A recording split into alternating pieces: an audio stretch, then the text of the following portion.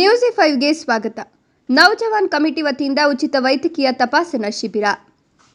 ಕೋಲಾರ ನಗರದ ರಹಮತ್ ನಗರದ ಅಕ್ಸಾ ಮಸೀದಿಯ ನೌಜವಾನ್ ಕಮಿಟಿ ವತಿಯಿಂದ ಹೊಸಕೋಟೆಯ ಎಂವಿಜೆ ಮೆಡಿಕಲ್ ಕಾಲೇಜು ಸಹಕಾರದೊಂದಿಗೆ ಉಚಿತ ವೈದ್ಯಕೀಯ ತಪಾಸಣಾ ಶಿಬಿರ ಹಮ್ಮಿಕೊಳ್ಳಲಾಗಿತ್ತು.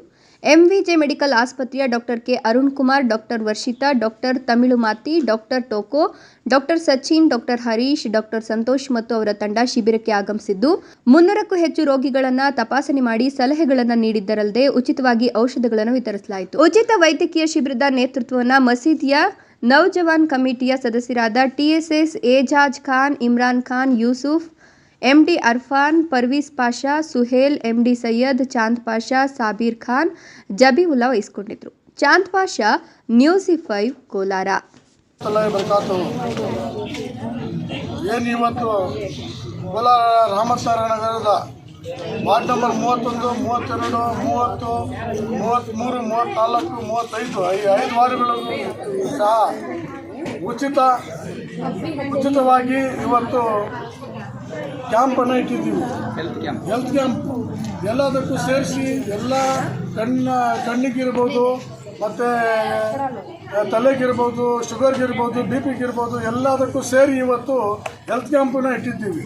ಕೋಲಾರ ನಗರದ ರಹಮತ್ ನಗರ ಅಕ್ಸಾ ಮಸೀದಿ ನೌಜವಾನ್ ಕಮಿಟಿ ಅವರು ಸೇರಿಸಿ ಇವತ್ತು ಈ ಕಾರ್ಯಕ್ರಮಕ್ಕೆ ಇಮ್ರಾನ್ ಲಾಲ್ ಅವರು, ಯೂಸುಫ್ ಅವರು, ಅಫ್ನಾನ್ ಅವರು, ಇಮ್ರಾನ್ ಭಯ್ಯ ಅವರು ಇವರೆಲ್ಲ ಸೇರಿ ಇವತ್ತು ನಾವು ದಾನು ಅವರು ಮತ್ತು ಪರ್ವೇಜ್ ಅವರು ಇವರೆಲ್ಲ ಸೇರಿ ಇವತ್ತು ಈ ಕಾರ್ಯಕ್ರಮಕ್ಕೆ ಒಂದು 15 ದಿವಸದಿಂದ ಪರ್ವೇಜ್ ಭಯ್ಯ ಅವ್ರಿಗೆ ಇಟ್ಕೊಂಡು ಈ ಕಾರ್ಯಕ್ರಮ ಮಾಡಬೇಕು, ಉಚಿತವಾಗಿ ಹೆಲ್ತ್ ಕ್ಯಾಂಪ್ ಮಾಡಬೇಕು, ಇಲ್ಲಿ ಬಡವರು ಜಾಸ್ತಿ, ಇಲ್ಲಿ ಜಾಸ್ತಿ ಸಹಾಯ ಆಗಬೇಕು ಬಡವರಿಗೆ ಅಂತ ಹೇಳಿ ಈ ಕಾರ್ಯಕ್ರಮ